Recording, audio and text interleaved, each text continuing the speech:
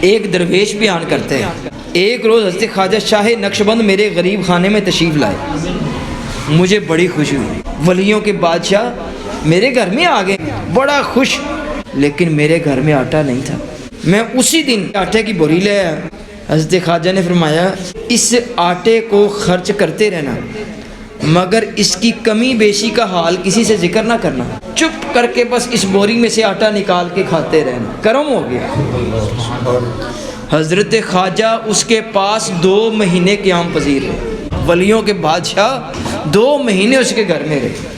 ہر روز درویش اور دوست آپ کی زیارت کو آتے تھے، اسی آٹے میں سے پکتا رہا، مگر وہ آٹا بدستور ویسا ہی رہا۔ جب حضرت تشریف لے گئے تو مدتوں بعد بھی اسی میں سے پکتا رہا، اور پھر بھی اتنا ہی رہا۔ بعد ازاں وہ بندہ کہتے ہیں میں نے خلاف ارشاد، جیسے حضرت نے فرمایا تو میں نے اس کے خلاف یہ قصہ اپنے اہل و عیال سے، بیوی بچوں سے ذکر کر دیا، بس پھر وہ برکت نہ رہی۔